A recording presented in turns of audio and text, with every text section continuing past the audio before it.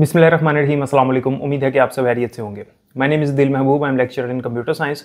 आज इस वीडियो में हमने 9th क्लास कंप्यूटर साइंस का जो न्यू कोर्स है 2025 का, उसके चैप्टर नंबर 4 का नेक्स्ट लेक्चर पढ़ना है, जिसका नाम है बेसिक हार्डवेयर रिलेटेड इशूज़। हम चूँकि चैप्टर पढ़ रहे हैं सिस्टम ट्रबल शूटिंग का, तो सिस्टम के अंदर जब कोई प्रॉब्लम आती है, कोई इशू आता है, तो हम उसको किस तरह से ट्रबल शूट करते हैं, हम कैसे उस प्रॉब्लम को या उस इशू को रिजॉल्व करते हैं, वो हम पढ़ रहे हैं इसके अंदर। तो प्रीवियस लेक्चर में हमने पढ़ा कि जो सॉफ्टवेयर रिलेटेड इश्यूज़ होते हैं, जब सॉफ्टवेयर में कोई प्रॉब्लम आती है तो हम उसको कैसे ओवरकम करते हैं, कैसे उसको ख़त्म करते हैं, उसको रिजॉल्व करते हैं। आज हमने पढ़ना है कि हार्डवेयर के अंदर कौन कौन से इशूज़ आ सकते हैं जो हार्डवेयर से रिलेटेड इशूज़ हैं। यानी सॉफ्टवेयर ठीक काम कर रहा है, लेकिन हार्डवेयर में कोई प्रॉब्लम आ जाती है तो हम उसको कैसे ठीक करेंगे, वो हमने पढ़ना है यहाँ पर। तो हार्डवेयर रिलेटेड जो कॉमन हार्डवेयर रिलेटेड इशूज़ हैं, उनमें सबसे पहला जो इशू है दैट इज़ केबल डिस्कनेक्शन।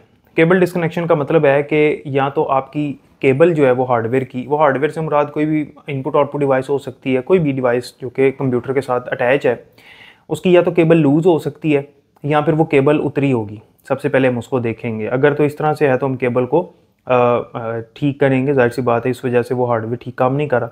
दूसरा इशू जो हो सकता है हार्डवेयर के अंदर दैट इज़ ओवर हीटिंग।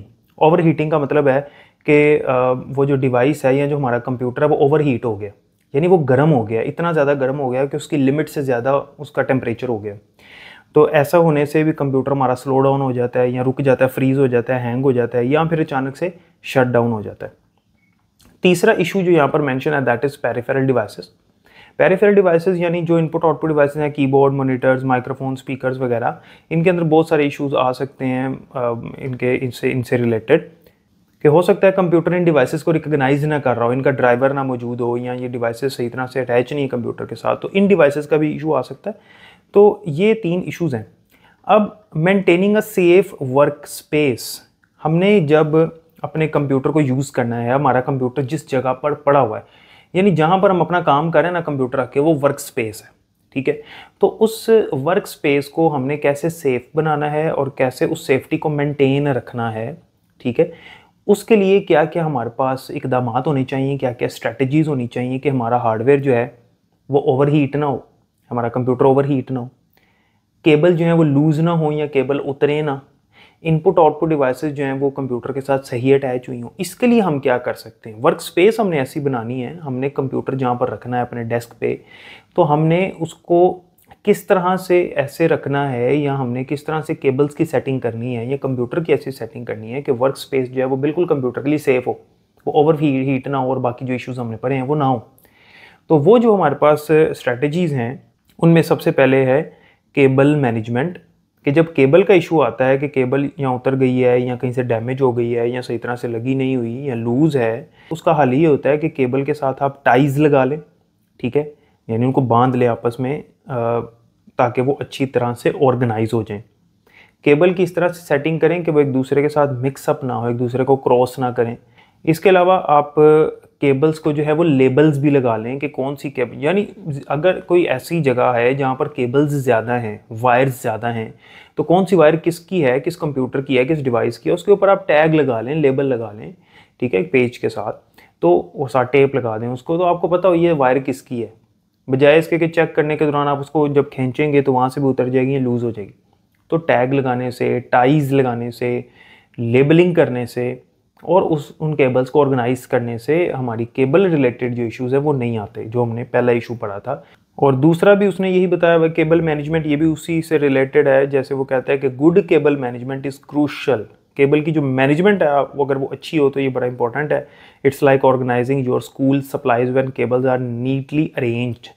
यानी ये इसी तरह से जैसे स्कूल के अंदर केबल की सप्लाईज होती हैं, तो उसको अगर नीटली आपने अरेंज किया होगा तो आपको उसके उस स्ट्रक्चर को समझना भी आसान होगा और उसके अंदर केबल्स ऑर्गेनाइज हो जाएंगी और फिर उसके अंदर केबल से जो एक्सीडेंटल डैमेज हो जाते हैं केबल के, उसका इशू भी नहीं आएगा। उसके बाद है प्रॉपर वेंटिलेशन। प्रॉपर वेंटिलेशन बहुत ज़रूरी है ताकि हमारा कंप्यूटर जो है वो हीट अप ना हो। आपने जिस रूम में अपने कंप्यूटर को रखा हुआ है उस रूम के अंदर प्रॉपर वेंटिलेशन हो, हवा जो है वहाँ से क्रॉस हो रही हो, ताकि आपके कंप्यूटर का जो टेम्परेचर है वो नॉर्मल रहे। इसके आपने देखा होगा हमारा जो कंप्यूटर है उसके अंदर फ़ैन भी लगा होता है ताकि वो ज़्यादा हीट अप ना हो, ओवर हीट ना हो जाए।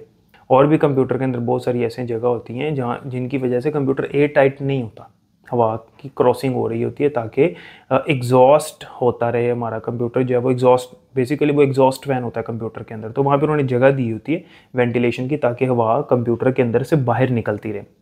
तो इस तरह से आपने अपना कंप्यूटर भी ऐसी जगह पर रखना है, उस रूम में रखना है जहाँ पर वेंटिलेशन हो, हवा की क्रॉसिंग हो। अगर आपने टेबल के नीचे रखा हुआ है अपना कंप्यूटर सिस्टम तो वहाँ पर तो ज़ाहिर है आपका सिस्टम ओवर हीट होगा।